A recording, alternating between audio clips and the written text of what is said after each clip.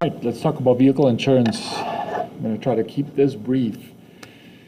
So in Manitoba, it's a crown corporation that insures vehicles. Okay, so we call it the Manitoba Public Insurance Corporation. It's a not-for-profit corporation, and Autopac is the package, right, that they sell and that covers our vehicles. It could be ATVs, it could be a car, bikes, by motorcycles, I mean by that. Anything that's motorized can be insured, okay? Even when you rent a car, don't take the rental company's insurance, go to Autopac, you can get it for as low as $2 a day, which is a lot cheaper. Sometimes it's $10 a day with the rental company. And so what do they do? What will Autopac provide? It compensates you if there are vehicle damages or if you get injured. It will also compensate others rather than you having to pay for it yourself. So it's very important. It's actually a law to be insured in Manitoba. Okay, you don't have an option. If you're not insured, you will get pulled over and you will not be able to drive further than that. All right, so what kind of Autopac coverages are there? There is the basic coverage, and the basic coverage covers the following, right? So there's an all perils coverage, and so it covers you against accidental loss or damage to the vehicles, and it could happen in Canada or United States, okay? It covers you for against injury, okay? Personal injury plan. And it covers you from injuries or even death, right, caused by a vehicle. So your family will get a payout if your injury actually ends up being causing the death of the person, right? So this is again Canada and United States. And another thing that a basic Autopac coverage provides you with is third-party liability, right, for up to 10 million. But the minimum coverage is $200. So what's third-party liability? Well, quickly here, if this is you and this is MPI, so they are the ones that sell you the Autopac coverage. If there's another person involved, right, another person, you're the first party, they're the second party, and then there's a third party. So if you have an accident that involves someone other than just you, then this is called the third party. So third party liability, the minimum coverage is $200,000 if you just get the basic coverage. I would strongly suggest you go up and go 2 or 5 million. It's not that much more, and it's totally worth it. If you were to cause damage, right? Like let's say you run into a semi that has very expensive cargo, and that semi for whatever reason flips over and it causes a lot of damage, it could very quickly add up. So 200,000 is the minimum that they would cover. You should opt for 5 million. And obviously, the higher you go, the more you're going to pay on your premium. Your premium is going to go up. If you go down, it's going to get cheaper. And next word is very important here is your deductible. Okay, what is your deductible? It is the amount you're responsible for paying if you make an at-fault claim. Very important. You have to be at fault. And so basically, Autopac has $100 deductible, $200 deductibles, $300 deductibles, and so forth. I think it goes all the way up to $700. But that's not the important part. The important part is to know that if you go down on your deductible, okay, your premium will actually increase because you're responsible to pay only $100, let's say, under this deductible if anything happens, if you are at fault, right? The higher this amount goes, the lower your insurance will be, okay? So keep that in mind. An Autopack claim is completed when you get into an accident, there's damage done to your vehicle, or your vehicle is stolen. To make Autopack claim, you need to report it to relevant information about the incident to Autopack. Okay, then they'll assess the damage and decide. There's a assessment that is done. So let's say you get into a crash. Right, there's a crash there, and they assess it. Assessment is done. You bring it to a shop, and they say, oh, the damages will cost $5,000 to repair. Now, Autopack will say yes or no to that, because if it's too high, if it's more than what the car is worth, they might just write it off, give you a check, and then they sell it on auction, right? But anyways, that's besides the point. If you have a $200 deductible, right? If you're at fault is when you are deemed culpable, or at fault at 50% or more. At fault is when, that's another one, or more. Okay, when they think that you're 50% or more responsible for that accident, you are at fault. Then you have to pay your deductible, which you will decide. Like the Autopack agent, if you go to get your insurance, they will ask you, what kind of deductible do you want? You want 100, 200, 300, and so forth. Again, this is counterintuitive. The higher you go, the cheaper your insurance, because you will pay more of the claim if you ever have to make one.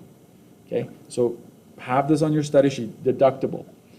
Have it on the study sheet that these three things come with basic insurance. A basic insurance package has all perils, personal injury protection, third-party liability, right?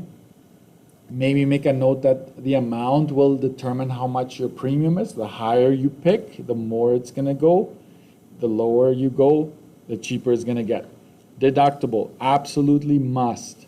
And that you only pay it if you're at fault, if you make an at-fault claim. If you're considered to be at fault, all right? Next. What's my time here? I'm watching my time. I'm at 7 minutes. Okay, let's keep going. Then there are other things that you can add to your insurance, which is called optional coverage. And this will add to your, right? These choices will increase your coverage, such as, right, increasing the third-party liability or reducing your deductible, okay? Reducing your deductible will increase your coverage. Increasing the third-party liability will also increase your coverage. There are four main factors that affect your insurance, okay? Let me just make sure I get this. One thing that I would like you to add is there's something that you sign up for at the beginning, which is loss of use insurance. And basically, what does this do? It covers the rental cost if your car is ever in the shop. So sometimes it takes a month or more, I've heard longer, for your shop to actually get to your claim. In the winter, there's so many claims that you may have to go and rent a car, and the loss of use option covers that up to a month. Unfortunately, if it's longer than that, it's out of your pocket. And these are very important. The four main factors that Autopack takes into account when they come up with your premium. Okay, they will ask you these four things before anything else. Where you live, what's up with the blank here? There are certain areas, if you live closer to the city, in the city, it's going to be more than if you live further outside the city, because there are fewer cars, less likelihood of getting into a car crash. Another thing is, what is your vehicle used for? They're actually going to ask you that. And so you have three options to pick from. Okay, there are three options. There's the all-purpose, which most of us will get. You can use it for pleasure, driving to and from work, business, etc. Then there's pleasure passenger vehicle. Like, are you going to have pleasure insurance, sometimes known as leisure? Okay, this one is tricky because this one has a restriction. You can only drive from work and school no more than 4 days a month. And you cannot drive more than 1,609 kilometers a year. Okay? Why such a weird number? Because that's 1,000 miles, basically. So I guess it must have they must have converted it when we went metric, right?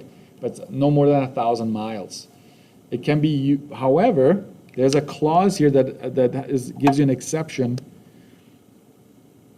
If you have children, then you don't have any limits. If you have children and you're bringing them to and from school, you can actually go every day, as opposed to just 4 days a month. Okay? So next to pleasure, I would like you to have, right, something like a max per year, okay? Per year. And only 4 times a month, right? To work or school. So if you're a university student, you wouldn't want to go with pleasure insurance because it wouldn't cover that. And next is layup. Layup is only if you want to be covered for fire, theft, and vandalism, right? And lightning, you're basically parking it. You're basically parking it if you want layup. So let's say you want to go to a different country. You're not going to be using your car, but you want it to be protected against the basics. Then you want layup insurance. So these are the 3 that I would strongly suggest you have on there. So again, 4 factors: where you live, what are you using your vehicle for? So which one are you picking? Your vehicle, the vehicle itself. So what type of vehicle? Okay, make, model, etc. Okay, and your driving record. That one is huge, right? So your driving record would be how many years have you driven without accidents, right? So there are merit points that give you discounts, and then there are negative merits, which we call demerits. So that would affect your premium. These 4 factors we just talked about, right? Where you live, what are you using it for, the vehicle itself, and then your driving record. Those are 4 things that I would definitely have on my study sheet, and just have like these little sub-bullets that I'm also highlighting, just so you know how that works. Okay, here. The driver safety rating scale in Manitoba, right? It goes up to 36. So each at-fault accidents will lower your rating by 5 levels. Okay? So at fault means you're 50% or more responsible for that accident. 50 or more. So sometimes if you kind of crash with someone in the winter and you both kind of slid and couldn't brake, often they say it's 50-50. So both of you have to pay the deductible, both parties. And you get 1 merit for each year of driving safe. Okay? All right. I think that concludes our lesson here shortly, but don't stop it yet. Here's your deductible choices, right? So you've got, I guess the basic would be $750, and you've got $500, $300, $200 standard, and $200 plus. So I kind of lied to you. Sorry, there is no $100 deductible. I thought there was. But so a basic would be this.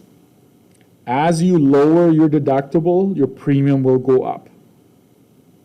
A couple of things to remember though. If you go for the $200 plus deductible, collision, of course, if you're at fault, you'd have to pay $200. But watch this, theft or attempted theft, you would pay nothing. Glass replacement, if your windshield cracks, you'd have to pay your $200. Glass repair, if you have a little chip, you can repair it for free. Collision with an animal, you don't pay anything.